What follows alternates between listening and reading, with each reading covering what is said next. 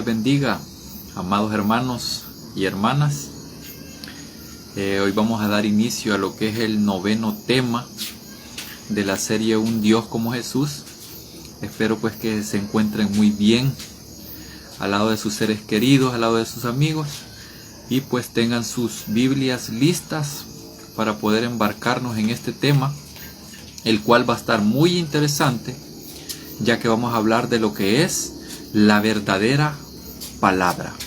Así que antes de entrar en el tema, pues los voy a invitar a que vengan en oración junto conmigo para que seamos llenos del Señor y podamos pues ser iluminados por Él.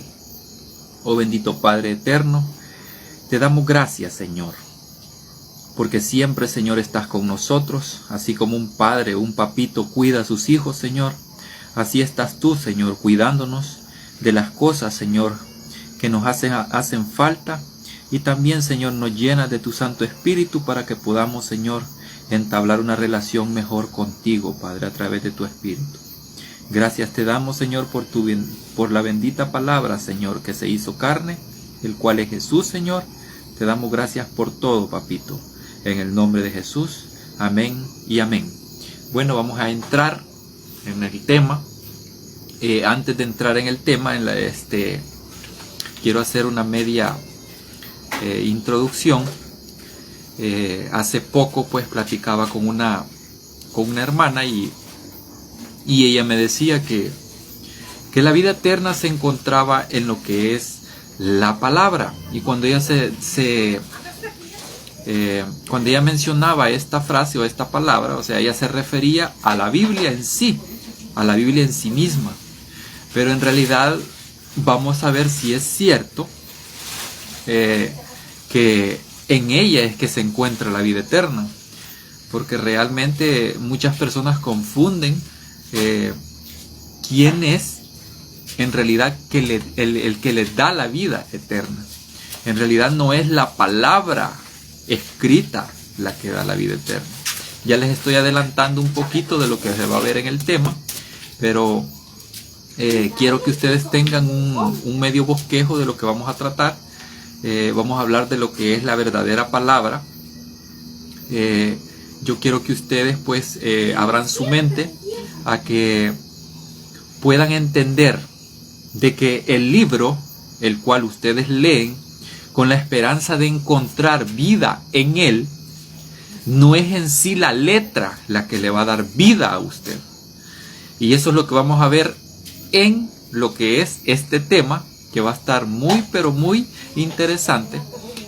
Mantengan sus Biblias al lado suyo para que puedan verificar los textos que vamos a ver, y vamos a hacernos como de costumbre. Esta vez vamos a hacernos siempre las 7 preguntas que siempre nos hacemos de acuerdo a los estudios que venimos tratando. Ya vamos por el tema número 9, así pues, como siempre, los invito a que vean los demás temas para que puedan ustedes tener contexto de lo que venimos tratando en esta serie, que va a ser de 22 lecciones.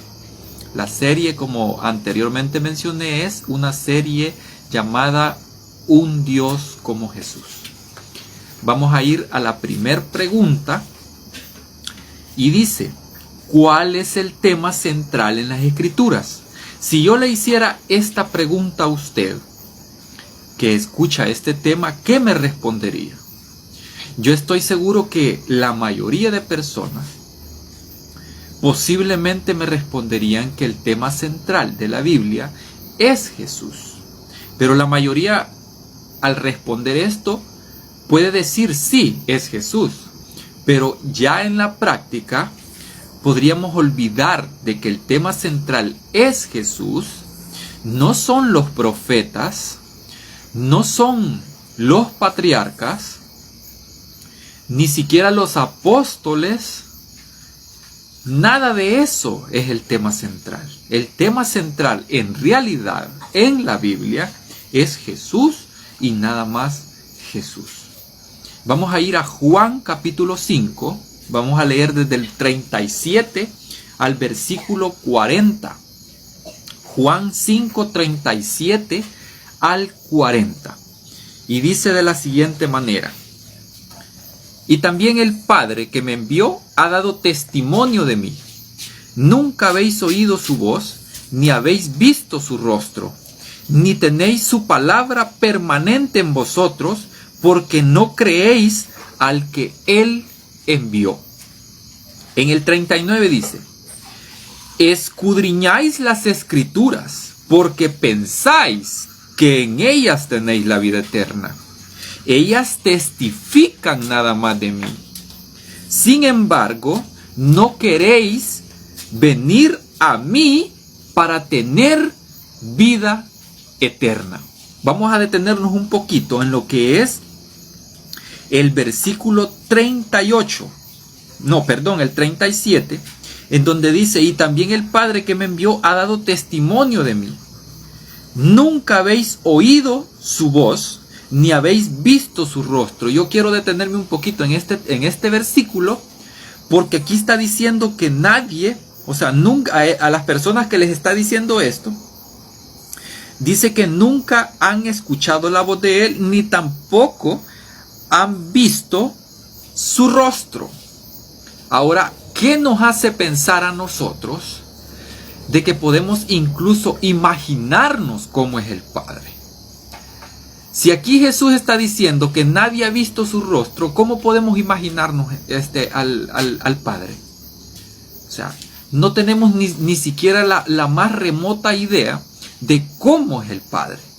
Nada más tenemos descripciones en la Biblia, o sea, testimonios de cómo es su carácter en sí, mas no su apariencia.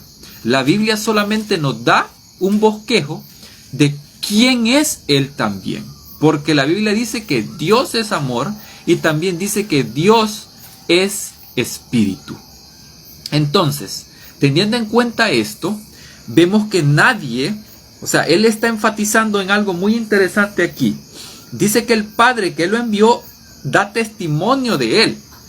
¿Cómo ha dado el testimonio el Padre de Él? Sencillo, a través de lo largo de todas las Escrituras, desde el Antiguo Testamento hasta Apocalipsis, el Padre ha estado dando testimonio del Mesías. Lo que pasa es que nosotros no lo hemos querido ver. Y en el versículo 38 hay algo muy interesante que dice: ni tenéis su palabra permanente en vosotros. ¿Qué quiere decir esto? Puede que usted diga: yo soy cristiano, yo soy parte de la iglesia verdadera del Señor, yo soy parte del remanente, yo soy de la iglesia del Señor, yo soy de la única iglesia verdadera del Señor. Pero si la palabra en sí no permanece en usted, no le sirve de nada. ¿Por qué? Aquí está diciendo algo bien interesante. Porque si la palabra no permanece en nosotros, porque está diciendo, ni tenéis su palabra permanente en vosotros. O sea que si la palabra no permanece en nosotros, tampoco vamos a creer al que Él envió, en este caso al Mesías, que es la palabra viva y eficaz. Entonces, más adelante dice esta frase: escudriñáis las Escrituras, porque pensáis que en ellas tenéis la vida eterna. Ellas testifican de mí. Esta frase la tenían, por cierto, lo que eran los eruditos de ese tiempo. Ellos dicen que escudriñaban las Escrituras porque ellos pensaban que en ella es que estaba la vida eterna. O sea, en las Escrituras, en los antiguos manuscritos, ellos pensaban que ahí se encontraba lo que era la vida eterna. Ellos pensaban que eso era la palabra viva o la palabra eterna. Eso era lo que ellos pensaban que era la vida eterna o la palabra eterna.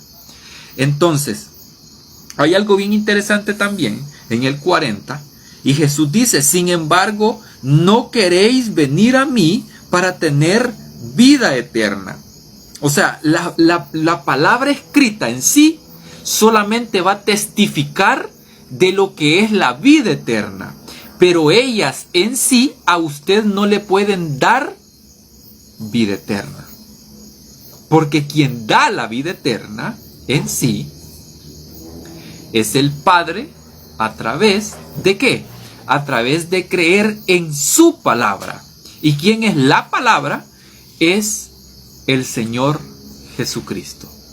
Así que es bien interesante esto, porque Jesús hace un juego de palabras llamando a que ellos reflexionen, a que ese montón de letras escritas no podían hacer sabios a los hombres, sino que nada más podían hacer que ellos estuvieran en oscuridad. ¿Por qué digo esto? Porque si usted tiene todo ese montón de letra en la cabeza y no tiene a la palabra verdadera, que es Cristo, en su corazón, todo ese montón de palabrerío no le va a servir absolutamente para nada. Y de esto daban testimonio los fariseos, porque ellos eran grandes doctores de la ley. Conocían de la ley, de los profetas, conocían de los salmos, de los proverbios, conocían de la Torá. Pero había un problema. Todo eso de nada les valía, porque en ellos faltaba algo muy importante que el ser humano ha olvidado incluso en estos tiempos. Y lo que habían olvidado era la misericordia, la bondad y el amor. Entonces, si nosotros no tenemos todo eso, el cual pertenece al carácter de Cristo y también al carácter del Padre, entonces de nada nos sirve tener 66, 78, 80, 90 libros si no tenemos nada de eso, si no tenemos nada de ese carácter. Entonces vamos a ir a la siguiente pregunta. Queda claro que el tema central en las Escrituras, de acuerdo al texto que acabamos de leer, es que nosotros tenemos que ir a Cristo y nada más a Él. No hay ningún otro medio, no hay ningún otro tema central en la Biblia. El tema central es Cristo. Entonces, la siguiente pregunta es: ¿de qué habla el Antiguo Testamento? Vamos a ir a Juan 1:45, un poquito más atrasito. Juan 1:45, y dice de la siguiente manera: Felipe encontró a Natanael y le dijo: hemos hallado a aquel de quien escribió Moisés en la ley y también los profetas, a Jesús, el hijo de José de Nazaret.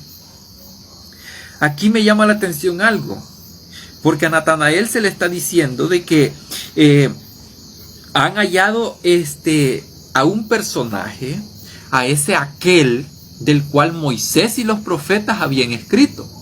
Y extrañamente el escritor Juan dice: es Jesús, el hijo de José. Le faltó el carpintero de Nazaret.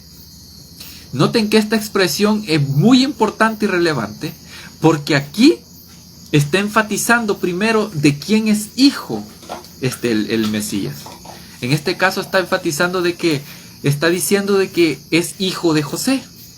Ahora bien, si a usted le dijeran que el Mesías es un hijo de un carpintero, si usted estuviera en ese tiempo viviendo, ¿qué pensaría usted? Yo le aseguro que tomaría de menos a ese hijo de ese carpintero. Porque nadie podía creer en un Mesías que viniera de una familia pobre. Porque realmente ellos esperaban a un Mesías victorioso, a un Mesías vencedor, a un Mesías que aplastara al imperio romano, a un Mesías que volviera polvo lo que son las armas de los romanos que estaban oprimiendo al pueblo de Israel en aquel tiempo. Eso es lo que esperaban en ese momento. Y ahora viene alguien y les dice: mira, fíjate que ha venido de quien habló Moisés y los profetas. Y a quien no sabes quién es Jesús, el hijo del carpintero, fíjate. Él es. Entonces, cualquiera de nosotros pensaría lo mismo que las personas de ese tiempo. O podríamos hacer lo mismo que hicieron las personas de esa primer sinagoga a la cual Jesús entró y leyó el rollo de Isaías. Estas personas inmediatamente cuando leyó esa porción de los profetas, el Señor, inmediatamente lo sacaron a patadas, se podría decir así, de la sinagoga y trataron de matarle en un barranco. Este es una palabra salvadoreña, porque ya como este video va a ser subido al canal, pues yo menciono esta palabra, pero tratan de lanzarlo al precipicio o al barranco, como dice buen salvadoreño, porque no estaban de acuerdo en lo que estaba leyendo. No podían creer que ese hijo del carpintero fuera el Mesías. Entonces esta gente comienza en su cabeza a formarse ideas, y esas ideas llevan a sacarlo de la sinagoga y tratan de despeñarlo en ese precipicio. Luego Jesús, como ustedes saben la historia, pasa en medio de ellos en silencio y no dice nada más. Entonces vemos que acá, en esta cita, vemos que el Antiguo Testamento y los profetas, o sea, en el Antiguo Testamento Moisés y los profetas, hablaban de Jesús, hablaban del Mesías que había de venir. Entonces, si nosotros seguimos leyendo, en el versículo 46, solo hemos leído en el versículo 45, noten lo que dice Natanael. Natanael dice, hace una pregunta, ¿de Nazaret puede salir algo bueno? Felipe le dijo, ven y ve. Felipe estaba creyendo. Felipe había creído en ese Mesías. Felipe había creído en ese que había de venir y ya estaba en la tierra. Entonces en el 47 dice, cuando Jesús vio que Natanael se le acercaba, dijo de él, ahí viene un verdadero israelita en quien no hay engaño. Y Natanael le preguntó, ¿de dónde me conoces? Y respondió Jesús, antes que Felipe te llamara, cuando estaba debajo de la higuera, te vi. Y respondieron Natanael, dice, Rabí, ¿tú eres el Hijo de Dios, el Rey de Israel? Y Jesús responde, ¿crees que porque te dije, te vi debajo de la higuera, cosas mayores que esta verás? Y agregó, os aseguro, de aquí en adelante veréis el cielo abierto y a los ángeles de Dios que suben y descienden sobre el Hijo del Hombre. ¿Qué quiso decir el Mesías con estas palabras? En la visión que una sacerdotisa, en el libro de, si no me mal recuerdo, está en Primera de Samuel, me parece, en donde ve una escalera, no es una visión de una sacerdotisa, creo que es el sueño que tiene, parece que Jacob, Jacob, que ve una escalera y él ve que están bajando y subiendo ángeles. Entonces, aquí el Mesías está diciendo que él es esa escalera. Él es el que conecta a la tierra con el cielo. Él es el que conecta el cielo con la tierra.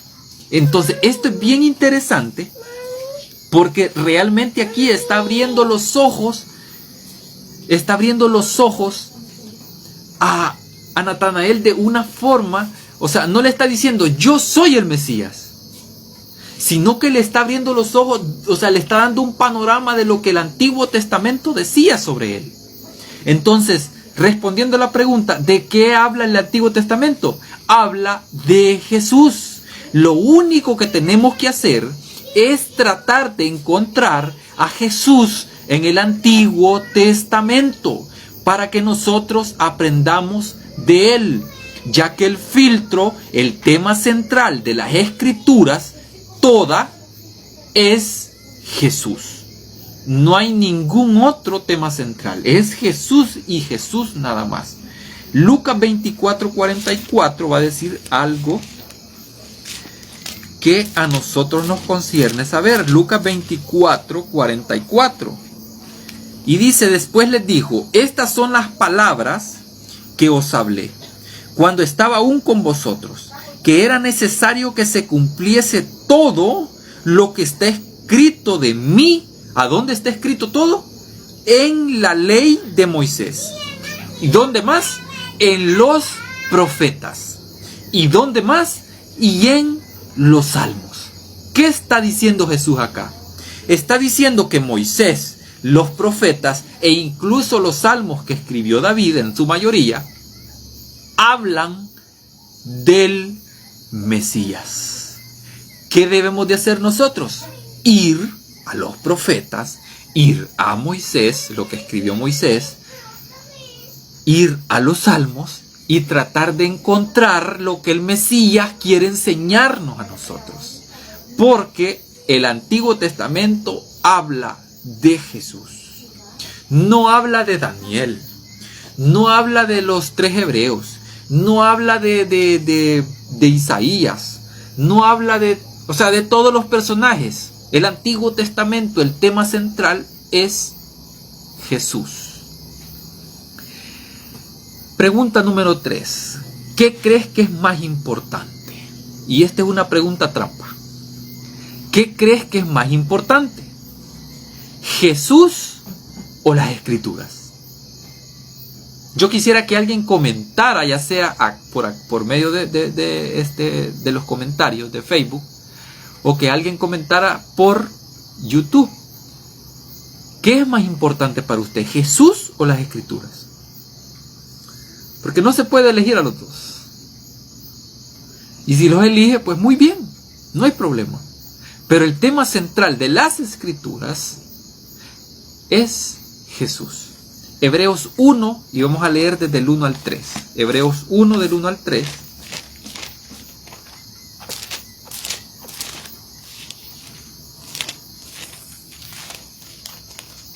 Hebreos 1, vamos a leer desde el versículo 1 al 3.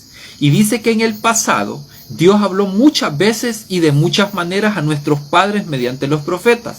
En el libro de Hebreos está confirmando lo que acabamos de leer. Porque la primera cita que leímos dice que el Padre testificó de su Hijo, ¿a quién?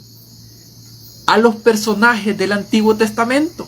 Y aquí en la carta a los Hebreos se está diciendo que en el pasado, o sea, lo que pasó en el Antiguo Testamento, el Padre ha hablado muchas veces y de muchas maneras a nuestros padres mediante los profetas.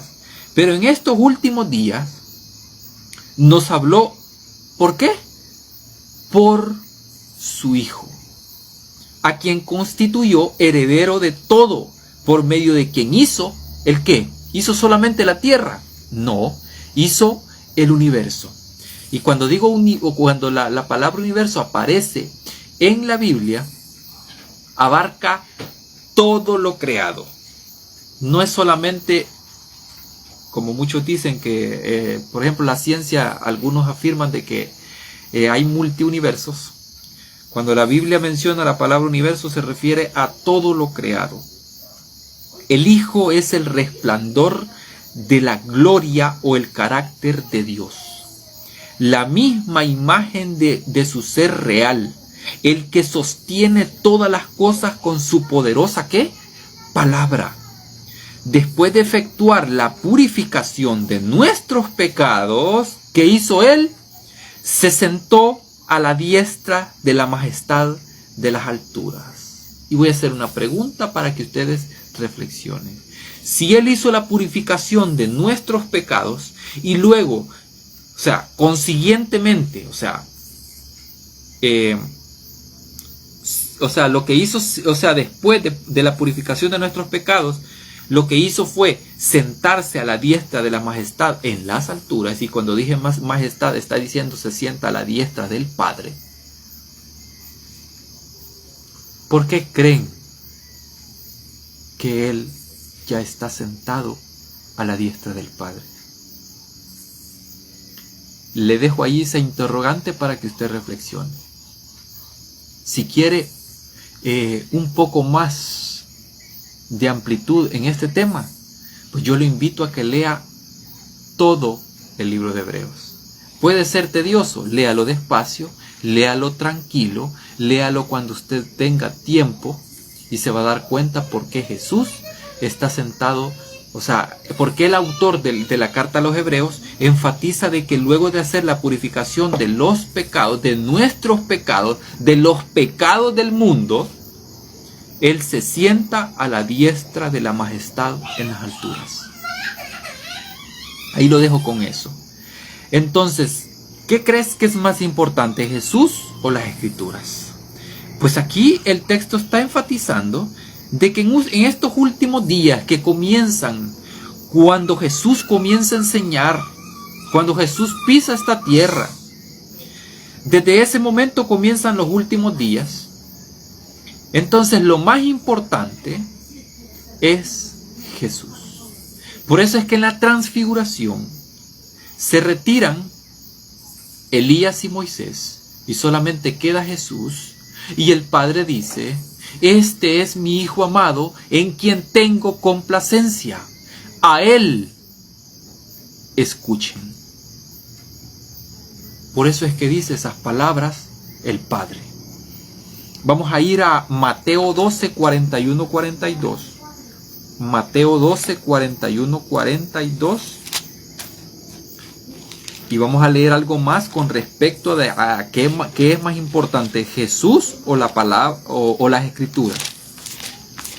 Mateo 12, 41, 42. Y dice: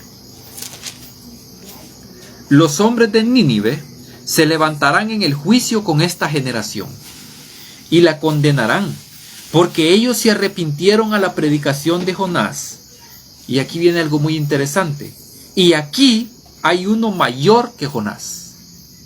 O sea, todas aquellas personas a las cuales Jonás a regañadientes predicó, se arrepintieron. Y dice que ellos se levantarán en ese juicio junto con esta generación y la condenarán.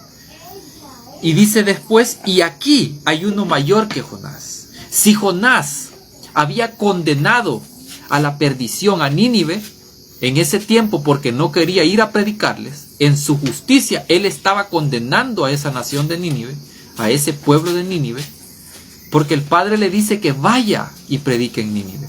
Pero él no quiere ir, porque en su cabeza él sabe, y él lo confirma, de que el Padre es grande en misericordia y es tardo para la ira.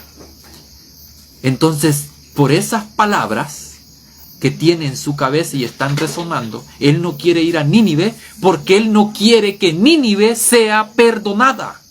Entonces, por eso Jesús dice: y aquí hay uno mayor que Jonás. ¿Por qué dice esto Jesús? Porque Jesús viene no a condenar. Él viene a salvar todo lo que se había perdido. ¿Y qué es todo lo que se había perdido? Es todo el mundo. No solo está hablando a la nación de Israel. Primeramente sí, él dice: yo he venido por las ovejas perdidas de la casa de Israel, pero luego abarca mucho más allá de lo que es la nación de Israel, porque abarca también a los samaritanos que estaban fuera de lo que es la nacionalidad de Israel, y estos son gentiles, o como les llamaban en aquel tiempo los fariseos, eran perros destituidos de lo que es el reino de los cielos, y ya no tenían ni siquiera entrada a lo que era la nación de Israel. Ellos vivían fuera de los muros de Israel. Entonces el Mesías abarcó mucho más. Entonces, cuando Jesús dice acá estas palabras y dice que hay uno mayor que Jonás, él está diciendo: es cierto, Nínive se va a levantar y va a condenar a esta generación, pero yo no voy a condenarla, sino que yo voy a salvarla. Y eso lo confirma Pablo. De ahí en el 42 dice que la reina del sur se levantará en el juicio con esta generación y la condenará, porque vino de los fines de la tierra para oír la sabiduría de Salomón. Y aquí hay uno mayor que Salomón. Noten que había una reina a la cual fue a Salomón para escuchar, porque había tenido llegaron rumores a ella de que Salomón tenía una sabiduría grande, pero el Mesías viene, y así como ella tuvo la necesidad de ir a Salomón, porque quería escuchar de su sabiduría, quería aprender de su sabiduría, ahora las personas ya no van a ir a Salomón a buscar sabiduría. Es cierto, en los libros de Proverbios, Eclesiastés, en Cantar de los Cantares, hay sabiduría, pero no es sabiduría de Salomón. En realidad es sabiduría que viene de lo alto, y eso es del Padre. Así que ahora ya no vamos a Salomón, así como esta reina del sur fue a Salomón para aprender de él, sino que ahora vamos directamente al Mesías para aprender de él. Aprender de su carácter, de su amor, de su bondad. Aprender de lo mucho que hizo él, y él mismo dijo que si él hizo estas cosas, nosotros vamos a hacer mayores cosas. ¿Qué quiso decir con esto? No es para que el mundo se jactara de que por predicar el evangelio, muchas personas a través de la lengua de aquel que predica el evangelio, se hacen grandes cosas. En realidad no. Quien hace las grandes cosas en realidad es el Padre, porque Él es el que mueve a las personas al arrepentimiento. Y de esto ya hemos hablado en otros temas anteriores. Entonces, ¿qué es más importante para usted? ¿Jesús o las Escrituras? Yo creo que se está contestando estas preguntas de acuerdo a lo que es las Escrituras. Y vamos a ir a Juan 5:46. Juan 5:46. Y dice: porque si vosotros creyeseis a Moisés, me creeríais a mí. Porque él, ¿qué? ¿Qué hizo Moisés? Escribió de mí. No escribió de él, escribió de Jesús. Pero nosotros tenemos que encontrar en qué parte Moisés escribió de Jesús. Porque también escribió de sí mismo. ¿Sabían ustedes? Escribió de su propia justicia Moisés. Por eso es que Jesús corrige a Moisés en algunos puntos de la Escritura. Entonces, ¿qué es más importante para usted ahora en día? Respóndase usted mismo. Primera de Corintios 13, y vamos a leer del 8 al 13. Primera de Corintios 13, y vamos a leer del 8 al 13. Y dice: las profecías terminarán, cesarán las lenguas, y la ciencia tendrá su fin. Cuando menciona la palabra ciencia, se refiere al conocimiento de todo lo que estaba escrito ahí. Porque en aquel día ya nadie va a decir no le conozco. Todos le van a conocer, tal cual como Él es. Ya no se va a necesitar de este testimonio, el cual son las Escrituras, para poder conocerle en parte a Él. Por eso es que Pablo viene y dice: y la ciencia tendrá su fin, pero el amor, oigan bien esto, y grábeselo en su corazón, pero el amor nunca dejará de existir. Y si dice nunca dejará de existir, ahora imagínese usted si el amor nunca va a dejar de existir, y el amor está ligado a la misericordia, la justicia y la bondad. ¿Qué es lo que va a hacer el Mesías en aquel gran día? Y lo demás usted se lo sabe. Solo imagínese, hágase esa cuestionante en su cabeza. Si el amor nunca va a dejar de existir, ¿qué esperamos nosotros del Mesías? ¿Qué esperamos que haga el Mesías? Son preguntas que le quedan a usted para que usted se las responda en su casa. Porque en parte conocemos, solo vea lo que está diciendo Pablo, y en parte profetizamos. Si Pablo está diciendo que en parte conocemos, las Escrituras no nos pueden dar a totalidad todo lo que necesitamos. Solamente Cristo nos puede dar lo que necesitamos. Y en parte profetizamos. Y esta parte Es para todo aquel que piensa que lo sabe todo y ya no necesita más luz. Con ese carácter, estas personas que piensan de esa manera están negando a Cristo indirectamente. Cuando una persona dice, yo conozco todos los misterios de Apocalipsis, yo conozco todos los misterios de la Biblia, yo conozco y manejo toda la doctrina, yo conozco y manejo todos los misterios que están escritos en las Escrituras, yo conozco cómo es que el Padre va a ser al final con todas las personas, yo conozco cómo es que va a tratar el Padre con los malos. Y cuando dicen yo conozco, agregan esto: yo conozco que el Padre va a torturar por toda la eternidad en el infierno a todas las personas que no creyeron en Él. Eso es lo que dicen las personas. Y otros dicen, no, no es así. Este Padre que yo conozco va a aniquilar por completo, junto con sus pecados, a aquellos que no quisieron creer en Él. Hermanos míos, no sé en qué Dios o en qué Padre ha creído usted, pero desde el punto de vista de la Biblia, desde el punto de vista de Jesús, que es la palabra viva, el Padre no está de acuerdo con ninguno de esos dos puntos que acabo de mencionar. Ahí lo dejo con esa parte y vamos a seguir leyendo. Pero cuando venga lo que es perfecto, que es Jesús, cuando venga en su segunda venida, desaparecerá lo imperfecto. ¿Qué es lo imperfecto?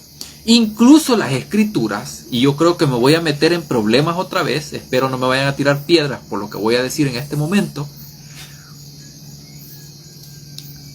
pero las Escrituras son imperfectas. Y lo digo con autoridad, y les voy a decir por qué. Porque Dios utilizó a hombres imperfectos para escribir las Escrituras, para escribir su voluntad, e incluso los hombres escribieron su propia voluntad en las Escrituras, y por eso es que hay partes en las Escrituras que a nosotros nos quiebran la cabeza, porque no pensamos y no nos ponemos a pensar de que quienes vertieron sus propios pensamientos también en las Escrituras fueron hombres como usted y como yo. Por eso digo que las Escrituras son imperfectas. Entonces, cuando venga lo perfecto, que es Cristo, esto que es imperfecto, y también habla de lo imperfecto que somos nosotros, eso imperfecto que está en nosotros, se va a volver perfecto, pero no por nuestras obras, sino por las obras y la justicia del Señor Jesucristo. Cuando yo era niño, dice Pablo, hablaba como niño, pensaba como niño, razonaba como niño, pero cuando llegué a ser hombre, dejé lo que era de niño. Ahora vemos por espejo. Solo note lo que está diciendo Pablo. Pablo aquí fue humilde y aceptó de que él, aunque fue elevado a un tercer cielo, él dice que aún veía por espejo, oscuramente. ¿Qué quiere decir Pablo con esto? Que él no comprendía a cabalidad lo que en la ley, y esto que Pablo era un gran erudito, pero gran doctor en la ley, instruido bajo los pies de Gamaliel, y también instruido a los pies de el propio Cristo. Y él dice, pero entonces veremos cara a cara. ¿Qué está diciendo? Que cuando lo perfecto venga, lo imperfecto que tenemos nosotros en la carne se va a volver perfecto en el espíritu. Porque el espíritu vivificante, el que transforma al hombre y el que lo va a transformar al final de la historia, es lo perfecto. Y lo perfecto es Jesús y nada más Jesús. No es la iglesia en sí la que le va a transformar a usted, No es el pastor y no es el sacerdote. Es Jesús al final de la historia. Entonces, dice, entonces lo veremos cara a cara. Ahora conozco en parte, pero entonces conoceré cabalmente como soy conocido. Aquí está diciendo que el único que sabe y que nos conoce a nosotros, cómo somos, de corazón, de mente, alma y cuerpo y espíritu, es el Redentor. El pastor puede decir lo que quiera de mí, el sacerdote puede decir lo que quiera de mí, incluso puede adularme el pastor, pero realmente que quien sabe cómo soy yo y cómo estoy y qué es lo que necesito es el Redentor. Ahora permanecen estos tres dones: la fe, la esperanza y el amor. Y Pablo termina diciendo este discurso con esto: pero el mayor es el amor. ¿Por qué enfatiza el amor Pablo? Porque el amor siempre perdurará para siempre. Y si el amor va a perdurar para siempre, ¿qué es lo que les espera a los impíos, a aquellos que están fuera de las congregaciones? ¿Qué es lo que les espera a los malos, a los que hacen obras malas, como algunos dicen? ¿Qué es lo que les espera? Amor. Digan lo que digan muchos. A ellos les espera una gran muestra de amor. Entonces, vamos a pasar a la siguiente pregunta. Yo creo que queda claro qué crees que es más importante, Jesús o las Escrituras. Yo los dejo para que ustedes mismos se respondan. ¿La Biblia es la palabra de Dios? Vamos a ver si es cierto. Juan 1, y vamos a leer el versículo 1. Juan 1:1, y vamos a ver qué dice la palabra escrita. Juan 1:1 dice: en el principio existía la palabra, y la palabra estaba con Dios, y la palabra, ¿qué dice? Era Dios. Y vamos a leer el versículo 14, siempre del mismo capítulo de Juan, y dice: y la palabra se hizo carne y habitó entre nosotros, lleno de gracia y de verdad, y vimos su gloria, gloria que, como Hijo único, recibió ¿de quién? Del Padre. Entonces, ¿la Biblia es la palabra de Dios?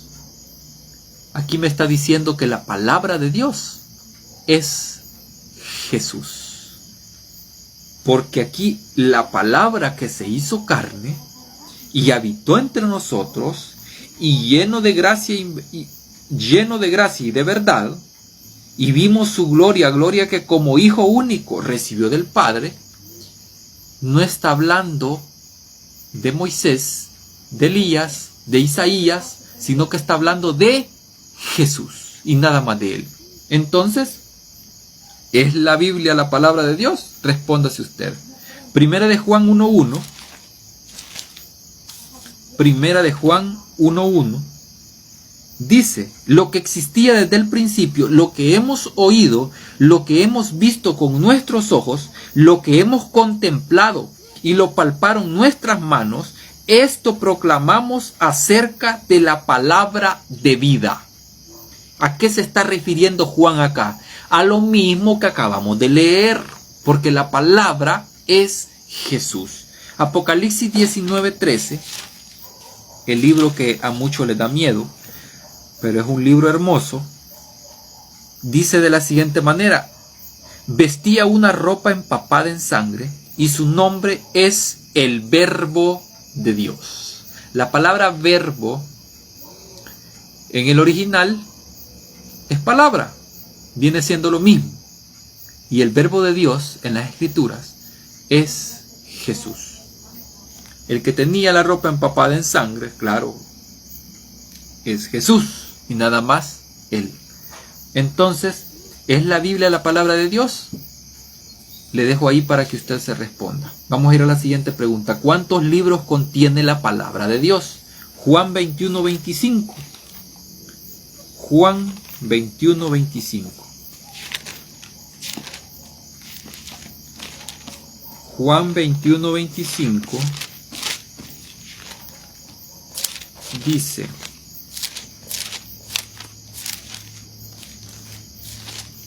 Juan 21, 25 dice: además, hay muchas otras cosas que hizo Jesús. Si se escribieran una por una, pienso que en el mundo no cabrían los libros que se habrían de escribir. Esta hipérbole que Juan puso acá, y es una hipérbole que tiene mucha razón, y le voy a decir por qué. Algunos dicen que son 79 libros, no me acuerdo cuántos dicen otros, 73, otros dicen 79, otros dicen 66 libros. La cosa es que los libros que forman el canon tienen un límite dependiendo de la congregación en donde usted esté. Si está en si usted es una persona evangélica, los libros para usted son 66. Si está en una iglesia católica son más de 66, y en otras religiones igual, 66, 66, 66. Entonces, tienen un límite estos libros de la Biblia, a la cual llaman ellos palabra de Dios. Pero realmente la verdadera palabra de Dios son las palabras que salen de la boca de Jesús. Y eso está confirmando Juan a través de este verso que acabamos de leer, a través de este versículo. Porque él está diciendo que las cosas que habló Jesús, que hizo Jesús, no cabrían en todos los libros que existen en el mundo. Dice que no cabrían en los libros que se habrían de escribir. O sea, no cabrían en el mundo. ¿Por qué está diciendo Juan esto? Porque la palabra eterna no puede encajonarse en un librito.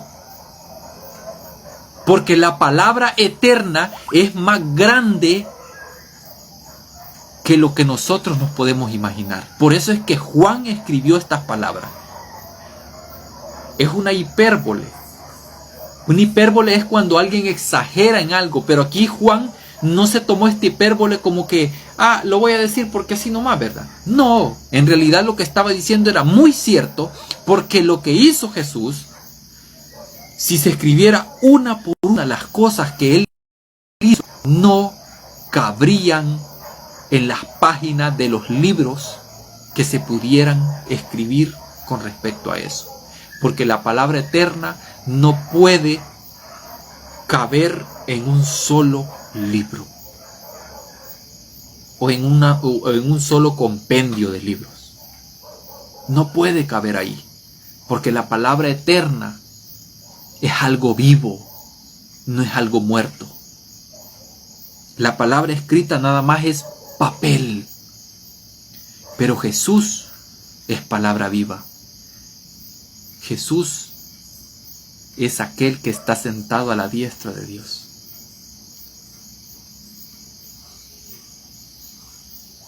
Vamos a ir a la pregunta número 6.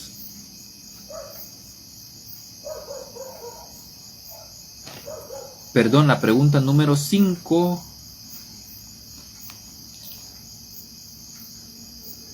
¿Cuántos libros contiene la palabra de Dios? Acabamos de leer, perdón, esta pregunta creo que ya la hicimos. Vamos a pasar a la sexta pregunta. Dice, ¿Jesús escribió alguna carta o epístola? Segunda de Corintios, capítulo 3, versículos del 1 al 3. Segunda de Corintios.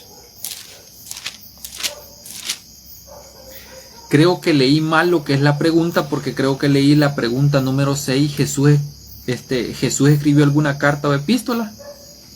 Pero la pregunta anterior era ¿cuántos libros contiene la palabra de Dios? Y yo les podría decir que los libros de la palabra de Dios son infinitos. Porque la cita que leímos de Juan, en donde dice que la palabra, o sea, lo que Jesús hizo, no cabría en los libros que habría de escribirse. Entonces, ¿cuántos libros contiene la palabra de Dios? Son infinitos. Y vamos a seguir aprendiendo de Él incluso al final de la historia, cuando ya estemos cara a cara con Él. Ahí sí vamos a conocer por completo todo. Entonces la pregunta número 6 dice, ¿Jesús escribió alguna carta o epístola? Segunda de Corintios capítulo 3. Segunda de Corintios capítulo 3 y vamos a leer del versículo 1 al 3. Y dice, ¿empezamos otra vez a recomendarnos a nosotros mismos? ¿Necesitamos como algunos carta de recomendación para vosotros o de parte de vosotros? Nuestra carta sois vosotros, escrita en nuestro corazón, conocida y leída por todos los hombres. Es manifiesto que sois carta de Cristo, resultado de nuestro ministerio, escrita no con tinta, sino con el Espíritu del Dios vivo, no en tablas de piedra, sino en las palpitantes páginas ¿de dónde? Del corazón. ¿Jesús escribió alguna carta o epístola? Sí. Somos usted y yo. Y si Jesús escribió esto, somos importantes para Él. Porque Él sí se considera nuestro Redentor. Nosotros sí que no nos creemos que Él es nuestro Redentor. Él sí se lo cree. Pero nosotros no nos lo creemos todavía. Porque no creemos que Jesús vaya a salvarnos. Y si lo creemos solamente de palabra, solamente por decir, sí, yo soy salvo, sí, está bien. Pero no lo hemos creído de corazón. Él sí se lo cree. Él sí cree que va a salvarnos. Pero nosotros no nos lo hemos creído todavía. ¿Jesús escribió alguna carta o epístola? Sí. Dice acá que en el versículo 3 que es manifiesto que somos cartas de Cristo, resultado de nuestro ministerio, escrita no con tinta, sino con el Espíritu del Dios vivo, no en tablas de piedra, algo muerto, sino en las palpitantes páginas del corazón. ¿Por qué corazón? Porque el corazón de Él emana la vida. Está haciendo una figura Pablo acá. Está comparando lo que es la vida con el corazón. Entonces, vamos a ir a la pregunta número 7 y dice, ¿dónde vive la palabra de Dios? Primera de Juan 2.14 y esta es la última pregunta. Primera de Juan 2.14. Primera de Juan 2.14 dice, os estoy escribiendo, padres, porque habéis conocido al que existe desde el principio. Os estoy escribiendo, jóvenes, porque sois fuertes, la palabra de Dios mora en vosotros y habéis, ¿qué? Vencido al maligno. ¿Por qué han vencido los padres y los jóvenes al maligno? No es por sus obras que hacen o no hacen, sino porque la palabra de Dios mora en nosotros, hermanos.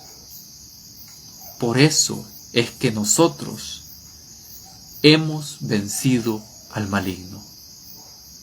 Y no es por jactancia, sino que es porque Jesús sí cree que venció a la muerte y venció al maligno. Pero nosotros no nos lo creemos todavía también. Entonces vamos a ir a la última, lo que es la última pregunta, pero este es para cada uno de ustedes que vean este mensaje. Si piensas en lo aprendido, ¿cómo leerías ahora estos textos? Romanos 10:17, solo lo vamos a leer, Romanos 10:17. Romanos 10:17.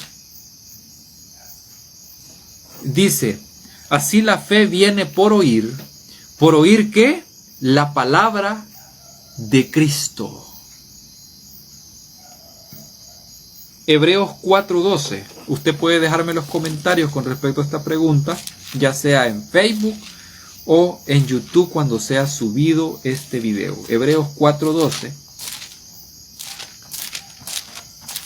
Hebreos capítulo 4 versículo 12 dice: porque la palabra de Dios es viva y eficaz, más cortante que cualquier espada de dos filos, penetra hasta partir el alma y el espíritu, las coyunturas y los tuétanos, y discierne los pensamientos y las intenciones del corazón.